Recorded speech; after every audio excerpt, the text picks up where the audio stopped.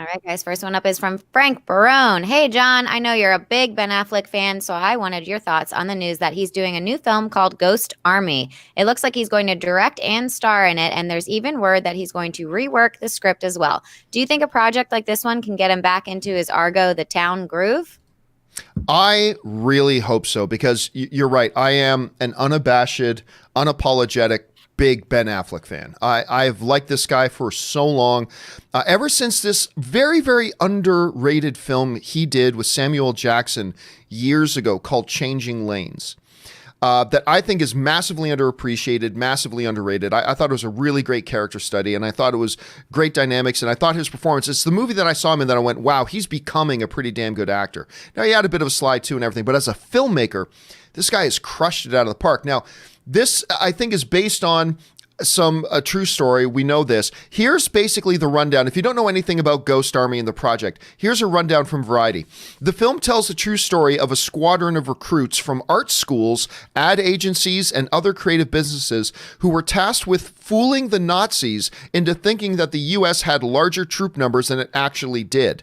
The book follows a group of young GIs, including fashion designer Bill Blass, painter Ellsworth Kelly, artist Arthur Singer, photographer Art Kane, and others who conduct a secret mission. Their job was to create a traveling roadshow of deception, armed with inflatable tanks and sound effects.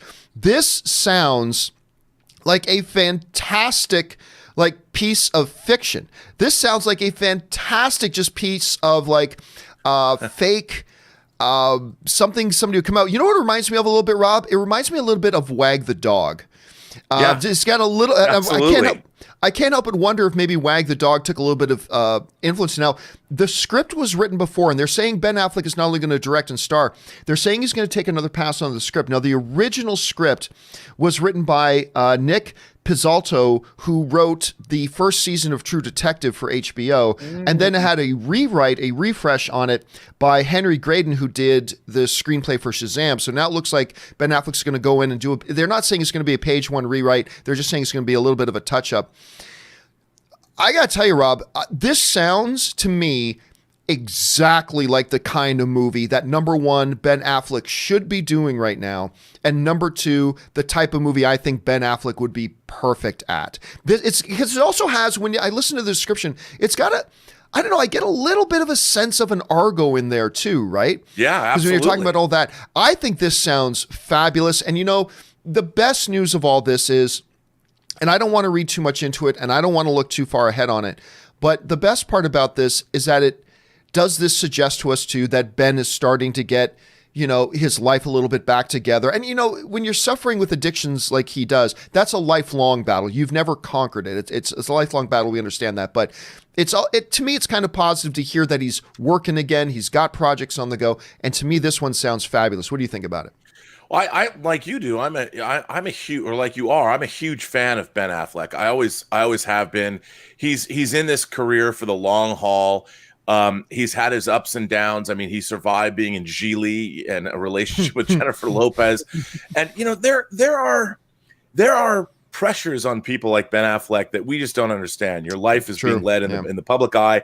And despite all that, he became a world-class filmmaker directing those 4 films. I'm a huge admirer of what he did with Live by Night. While I don't think it was entirely successful, really, really still a very good movie. I thought it was better than people gave it credit for. Very much so. I do too. And going from Gone Baby Gone, The Town, to Argo, to Live by Night, the guy is a world-class filmmaker. And he also has to navigate what it's like to be a father, what it's like to be married to another actress, and all the craziness. We all have craziness in our life, but imagine it's tabloid fodder. I mean, that just amps up the level of pressure on you, and then despite that, he busts his ass to be Batman. Everyone says he's the best Batman that we've ever seen on the screen, and the movies underperform. So all the work that he did as Batman gets slagged off on by the very community that's supposed to embrace it, in addition to everything else he's doing. So it's great to see him come back. Now, is this based on a true story? Do we know? I think it is actually based on a true story. A true story. Like Argo, what a crazy... I love this idea. Like, it's kind of like you said, it's very similar to Argo in that the military, in this case, the intelligence apparatus of the United States, came up with this cockamamie scheme to sort of deceive the enemy in order to rescue people or to get troops in. I mean, I love this idea. I'd never heard this story before, but I mean, people like Arthur Singer, like it's crazy that you forget all of these people that later went on to be famous when they came back from World War II. They were all fighting in the war, just like many filmmakers did. You know, like William Wyler. I mean, it's just crazy. And wow, right up his alley. I can't wait to see this. Yeah, I think this sounds exciting. I cannot wait. Guys, what do you think about the sounds of this? Are you happy he's doing something like this? Were you hoping he'd come back as Batman? I know I was, but we knew that wasn't going to happen. But anyway, jump down in the comments section and let us know your thoughts.